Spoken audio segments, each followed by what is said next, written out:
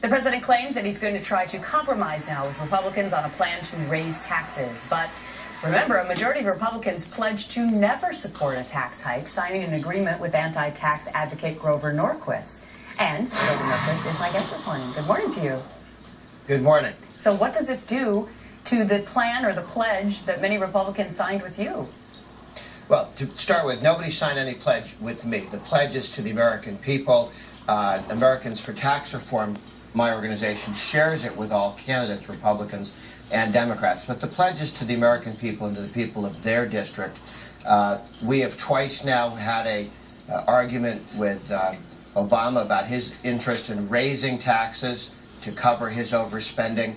The challenge is, the problem we have is the last 4 years of massive overspending. Raising taxes doesn't solve the overspending problem. It's a distraction. We ought to be looking at undoing the damage of the last 4 years and reining in spending. But we know that's not going to happen. But we know that's not going to happen now because President Obama won re-election, and so to a certain degree, he's holding the edge going into this discussion right now. You have the Speaker of the House coming out, John Boehner, almost immediately saying that he's generally, supportive of trying to close some of these loopholes. Do you see that then as raising taxes? Well, what Boehner said, and it's the Republican position since Reagan, is that we should reduce rates to have economic growth and eliminate deductions and credits, many of which were put in by Obama for the Solyndra-type green energy programs. So yes, let's get rid of unnecessary deductions and credits. Let's bring the rates down. Boehner was very clear he wants to increase revenues. So do all of us who want economic growth. It's not a tax increase to put more Americans at work. If our recovery was growing as well as Reagan's did, there'd be 10 million more Americans at work.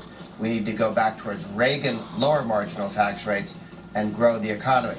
In terms of raising revenue, which Boehner talked about, if you grew the economy at 4% a year, Reagan levels, instead of 2% a year, Obama levels and the French levels for the last 2 decades, just growing faster, 4% rather than 2%. Do that for a decade. The federal government actually gets $5 trillion in higher taxes. We could undo the damage of Obama's overspending by having higher growth. And that's the difference in ideology about how you actually get to that point. Here's President Obama's tax plan. Raise the tax rate to 36.9% on those making more than $250,000 a year. Replace the alternative minimum tax with the Buffett rule. Raise the top rate on estate tax from 35 to 55%, and raise tax rate for long-term capital gains from 15 to 20. Where do you think that those 4 points will go in negotiations with the Republicans? Well, as Mr. Boehner said, the one thing that he's not willing to give up on is maintaining the 35% top rate. Obama wants not 36.9, but 39.6%. It's a rather significant increase. Plus, he adds his Obamacare tax increase, which is another 3.8%. So he actually takes the tax rate on half of all small business earnings in this country. Okay, half of all small business earnings in the country fall into his higher tax rate of almost 44%, up from 35%. That's a body blow to small businesses. Obama doesn't care because they're not unionized. They don't help him out.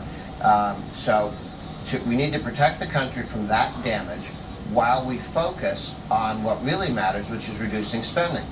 The president got himself reelected by 2 percentage points, down from 7 4 years ago when he was running against a war hero.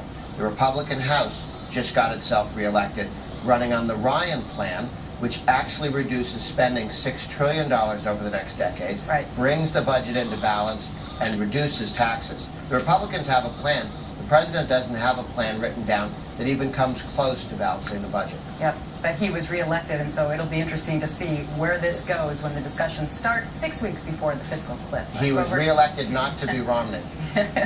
Okay, Grover Norquist.